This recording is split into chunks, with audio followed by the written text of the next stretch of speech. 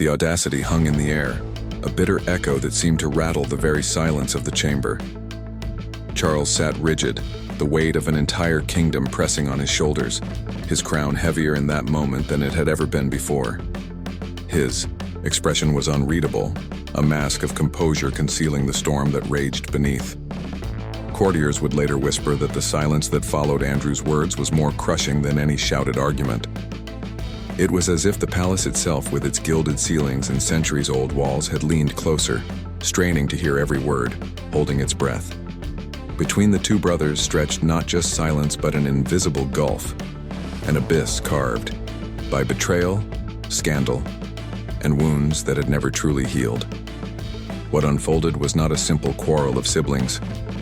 It was a collision of past sins, crashing against the fragile future of the monarchy.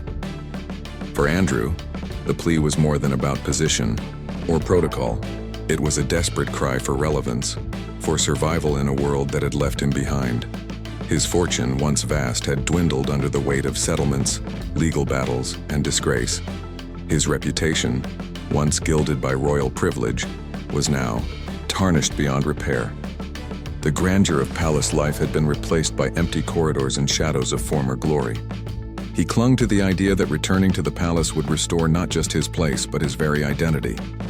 Without the crown's embrace, he was no longer a prince, only a man discarded and forgotten. But Charles saw through it. He understood that this was not an appeal to serve the monarchy's future, but an attempt to salvage pride, to rewrite history in Andrew's favor, and that Charles could not allow. For him, Andrew's request was not only audacious but dangerous, a threat to the fragile trust he had been rebuilding, brick by brick, with William and Catherine standing firmly at his side. Behind Charles's outward calm, fury simmered like a fire deprived of oxygen, waiting for the smallest spark.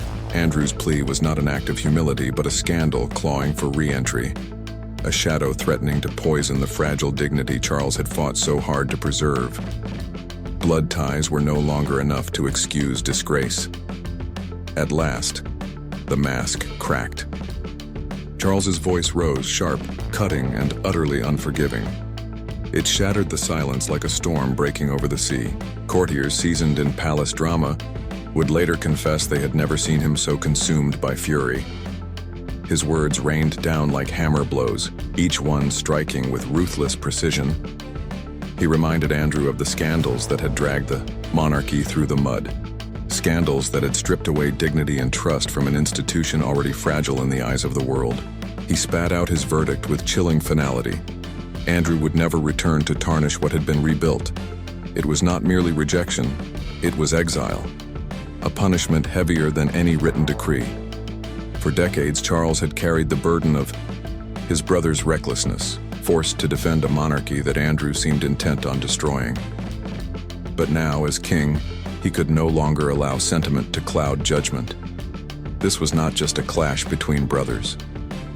It was the release of decades of frustration and anger. Palace staff later whispered of the fury in his voice, laced with venom and an iron resolve. His words were not only a denial, but a brutal execution of Andrew's last shred of hope. The bond of shared blood was shattered, replaced with an undeniable truth. Andrew no longer had a place inside the walls of power. And yet, this moment was not only about Andrew's fall. Charles's rage carried a deeper message. His loyalty had shifted, no longer to his disgraced brother, but to William and Catherine. By condemning Andrew, Charles was choosing survival, choosing the monarchy's future, choosing the next generation over the broken, shameful ties of the old. Even before Andrew's plea was spoken, his fate had already been sealed. Behind gilded doors, William and Catherine's quiet influence had already reshaped the battlefield. William made his stance clear. Andrew's return would undo years of careful progress, unravel the fragile trust they had worked so hard to rebuild. His words were calm, not fiery, but carried the unmistakable weight of destiny. Catherine's conviction cut deeper still. To her, this was not merely about public image or political maneuvering. It was about legacy, the inheritance she and William would pass down to their children. She was determined that George, Charlotte, and Louis would inherit a monarchy untainted by disgrace, one built not on scandal, but on dignity. Her quiet, unyielding words carried a force more powerful than any outburst.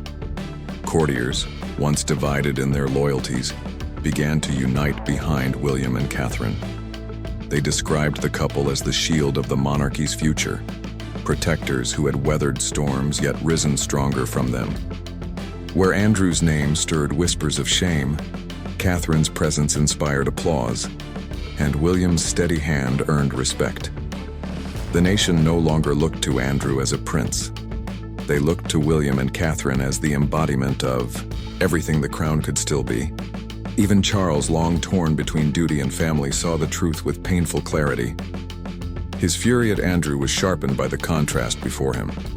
The monarchy's survival did not rest with a disgraced brother clinging to relevance, but with the loyalty, discipline, and devotion of a son and daughter-in-law determined to protect its very soul. And so Andrew's plea collapsed into silence. His humiliation was complete, his exile sealed. The bond of brotherhood was broken beyond repair. And yet, in the shadows of his disgrace, his desperation only darkened. Denied by his brother, abandoned by the institution he once embodied, Andrew turned to whispers, to schemes, to old allies. What he plotted next would not be a plea for forgiveness, but something far more dangerous. It was a rebellion cloaked in desperation. Stripped of Charles's forgiveness and shut out by William and Catherine, Andrew refused to fade quietly. He searched for cracks in the fortress built to exclude him. His mission was no longer about honor, but clawing back relevance at any cost. He reached out to old confidants, distant relatives, overlooked allies, friends who thought Charles had sanitized the monarchy. To them, Andrew painted himself as a victim, a prince wronged, stripped of destiny by a brother more concerned with image than blood. In hushed meetings, he spun tales of injustice, weaving threads into a web he hoped might bind together a force strong enough to challenge the king's decree. Whispers soon reached the press. Not by accident, Andrew began feeding fragments to select journalists, subtle leaks meant to stir sympathy and division. Articles appeared suggesting he had been treated too harshly, that perhaps redemption should not be denied to one of the Queen's sons. Between the lines, Andrew's fingerprints were obvious, but beneath this campaign lurked a darker edge. Rumors spread that Andrew might reveal family secrets, scandals buried deep, unless restored. Whether true or exaggerated, the mere idea sent shivers through the palace. Staff later recalled overhearing his voice rising in late-night calls, bitterness spilling out, aimed not only at Charles but at Catherine. He accused her of orchestrating his downfall, of being the gatekeeper blocking his return. To him, she was not a sister-in-law but a rival whose influence eclipsed his blood. Yet the more Andrew raged, the more isolated he became. Allies retreated, unwilling to risk their standing for a man consumed by resentment. Friends who once listened, out of loyalty, grew weary of the paranoia clouding his every word. Within his estate, surrounded by silence, Andrew became pitiful yet dangerous. A man clinging to vanished power, capable of reckless strikes that threatened everything. His schemes were no longer strategic maneuvers but desperate grasps, the flailing of someone drowning. But Charles had already chosen. As Andrew plotted in the shadows, the nation's heart turned elsewhere. Catherine's grace shattered any chance Andrew had to sway opinion. Wherever she appeared, crowds gathered, not out of duty but admiration. Her composure and quiet strength stood in stark contrast to Andrew's desperation. She did not need to speak of him. Her very existence erased him from the conversation. At public events, Catherine carried herself with the dignity of history on her shoulders. Parents pointed her out to their children as an example of character. Each step, each smile reinforced the image of a woman unshaken by palace intrigue. The people saw in her what Andrew could never reclaim: purity of image and untarnished legacy bound not only to William, but to Diana's memory. The more Catherine shone, the deeper Andrew sank. The press amplified the shift. Headlines no longer spoke of Andrew's redemption, but of Catherine as the monarchy's guardian. Commentators compared her composure with Andrew's chaos, and the public made their judgment. Letters poured into papers, social media swelled, petitions circulated, all declaring in one voice, Andrew must never return. This groundswell was not orchestrated. It rose naturally, born of the collective belief that Catherine embodied dignity and trust, while Andrew symbolized everything the monarchy had to leave behind. His scandals had already wounded the crown once. Allowing him back would be reopening a wound barely healed. Charles noticed the widening gap. Reports, crowds, voices of the people all pointed in the same direction. Catherine had become the monarchy's greatest asset. Andrew's plea was not only impossible, it was irrelevant. He was a shadow fading under Catherine's brilliance. One moment captured the shift.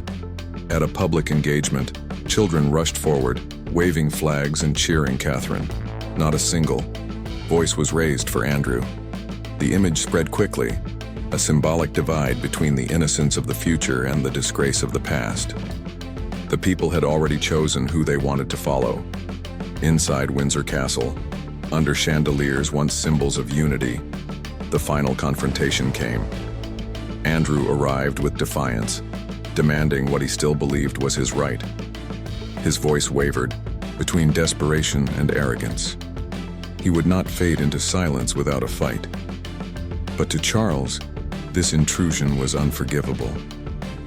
His reply thundered with finality. Forgiveness is not a return. 6 words that cut deeper than scandal. His tone carried the weight of centuries. Forgiveness in spirit might be possible, but the palace, the duties, the monarchy itself, those would never again belong to Andrew. What had been destroyed could not be rebuilt. Yet beneath this thunderous clash ran older, deeper wounds that had never healed. Andrew's voice cracked as he dredged up their childhood, moments when he felt invisible while Charles shone. He remembered dinners where Charles was praised as the chosen one, destined for power, while Andrew sat in the corner forgotten. Jealousy, long buried, now spilled with venom. He accused Charles of favoritism, of always standing above him, of hiding behind Catherine's influence to strike him down, of denying him not only a role but his very identity as a prince. Charles listened, but the man who once might have softened was gone. Hardened now by the crown, he was unmoved. In that chamber, blood ties collapsed beneath the weight of duty. Advisors and courtiers, gathered silently at the edges, bore witness to a scene they would never forget. Charles did not simply turn his brother away. He declared in front of them all where his loyalty rested. He spoke William and Catherine's names with deliberate force, as if engraving them into the walls.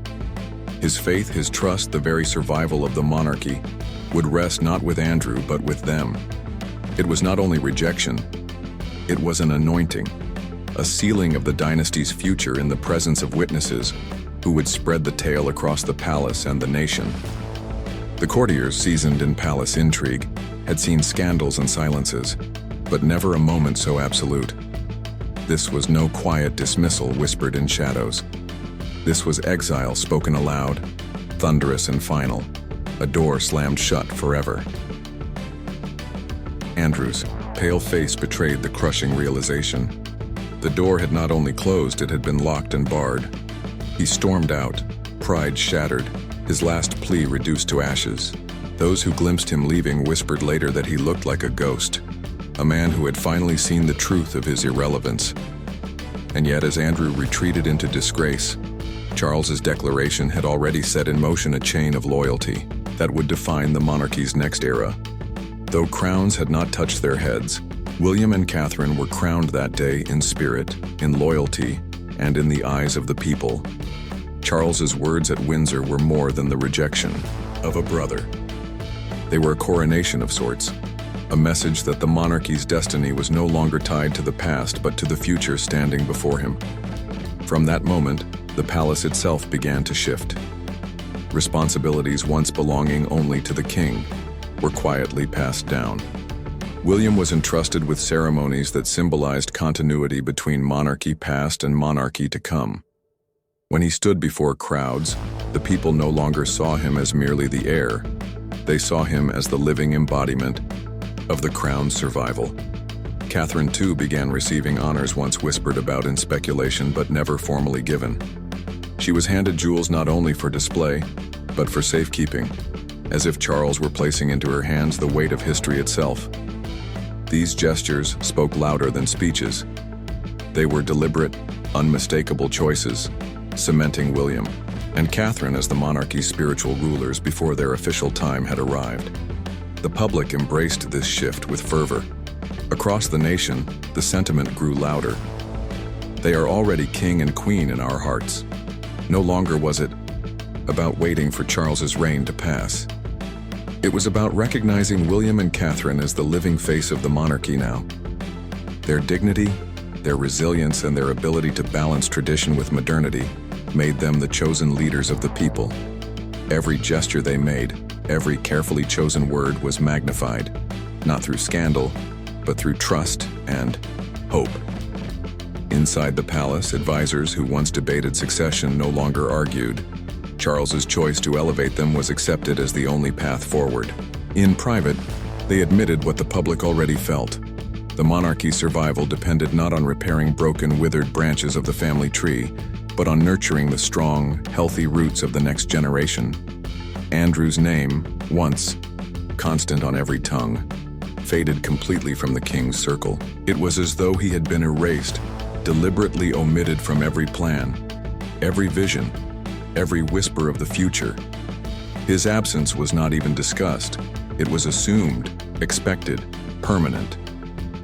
Yet beneath the triumph and symbolism, an unspoken foreshadowing lingered. For a while, William and Catherine's era had already begun. The monarchy was no longer waiting for its future. It was already living it. Andrew had not accepted exile in silence. His absence from the great halls of Windsor was not the silence of surrender, but the dark, restless quiet of a man sharpening his anger into strategy. What the monarchy chose to view as closure, Andrew could only see as betrayal. To the outside world, his disappearance from ceremonies looked like shame, but in truth it was something far more dangerous. Defiance, gathering strength. Stripped of power, with titles clipped and duties stripped away, he stood at a crossroads. A man in such a position can either fade into obscurity, becoming nothing more than a forgotten relic, or he can erupt in one last act of defiance. Andrew, stubborn and unyielding, chose eruption. After being cast out of Windsor, erased from the polished future Charles was carefully building for the crown, Andrew launched a desperate, almost reckless campaign to claw back relevance. It was not waged in palaces or council rooms where kings and courtiers gather. Instead, it was fought in the shadows, through whispers, through letters written in secrecy, and through the hungry machinery of a press always eager for royal scandal. Slowly, carefully, letters began to surface, each one deliberately placed into the hands of sympathetic journalists. In these letters, Andrew painted himself as the forgotten brother, the discarded son of the House of Windsor. He claimed to be the victim of a monarchy that cared more about its image than about loyalty to family. He hinted at Catherine's quiet but decisive influence, suggested Charles had betrayed his own blood, and pointed to William's looming shadow as proof that he had been sacrificed to clear the path for the next generation. For a brief moment, his narrative found oxygen. Some headlines spoke of injustice, of a prince denied his birthright, of a royal family willing to sacrifice one of their own to preserve appearances.